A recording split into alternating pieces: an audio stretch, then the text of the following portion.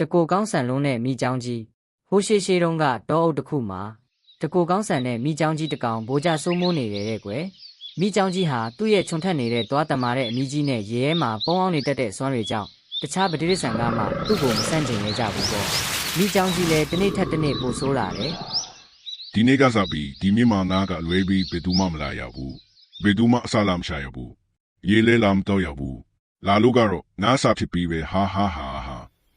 တကိုကောင်းဆန်လုံးနဲ့မိချောင်းကြီးကြောင့်တရစ္ဆာန်အားလုံးဟာအစာရှာခြင်းတဲ့အခါရေစာတဲ့အခါရေချိုးခြင်းတဲ့အခါရေကစားခြင်းကြတဲ့အခါသူတို့နေတဲ့တောအုပ်နဲ့ဟိုးဝေးကြီးကမြစ်ချောင်းအင်းအိုင်တွေစီတကူးတကသွားကြရတာပေါ့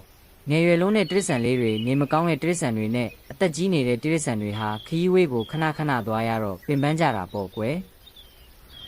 တနေ့ကျတော့မိချောင်းကြီးတစ်ကောင်နဲ့ကြီးစိုးနေတဲ့မျက်စီကနေအော်တန်တွေကြားရတယ်တရစ္ဆာန်အားလုံးကတော့မိချောင်းကြီးဒီအတိုင်းအော်နေတယ်တဲ့ထင်တာပေါ့လေနောက်တစ်ရက်အထိမိချောင်းကြီးရဲ့အော်တန်ကိုအဆက်မပြတ်ကြားနေရတော့တရစ္ဆာန်အားလုံးကတိုင်ပင်ကြတယ်ထိုချိန်မှာစင်ကြီးကစပြီးပြောတယ်မိချောင်းကြီးဘာဖြစ်နေလဲမသိဘူးငါတို့သွားကြည့်ကြမလားသူပဲမလာရဘူးအမိထုတ်ထားတာလေမသွားရဲပါဘူးဟုတ်တယ်သွားမိလို့အစားခံရရင်ဘယ်လိုလုပ်မလဲစင်ကြီးကပြောတယ်ငှက်တကောင်ကောင်ကတာဝန်ယူပြီးခက်လန်းလန်းကသွားကြည့်ရင်ရောရလားထိုချိန်မှာပဲတိတ်ငက်လေးကပြောတယ်ဒါဆိုကျုပ်ပဲခက်လန်းလန်းကသွားကြည့်ပြီးအကျိုးချောင်းပြန်ပြောမယ်လေ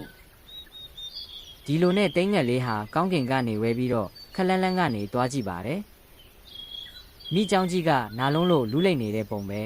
ဘာကြောင့်မှန်းတော့မသိဘူးပေါ့အဲ့ဒါနဲ့တရစ္ဆာန်တွေစီပြန်သွားပြောပြီးမိချောင်းကြီးစီကိုအားလုံးစုပြီးသွားကြည့်ကြပါတယ်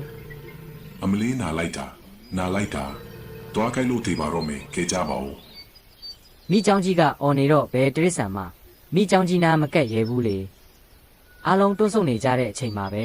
ကြွက်ကလေးတစ်ကောင်ဟာမိချောင်းကြီးရဲ့ပစက်ထဲကိုဆိုက်မြိုက်ဝင်သွားလိုက်တယ်မိချောင်းကြီးလည်းကြောင်သွားပြီးပစက်အဟောင်းသားကြီးနဲ့ပေါ့ကြွက်ကလေးဟာမိချောင်းကြီးအာခေါင်သားထိဝင်သွားပြီးကိုက်နေတဲ့အန်သွားကိုအားနဲ့ဆွဲချွတ်လိုက်ပါတော့တယ်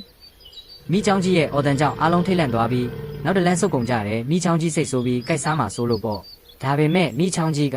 ဟာခုမှပဲယူပစ်တယ်လို့ပျောက်သွားပြီလို့ပြောလာတယ်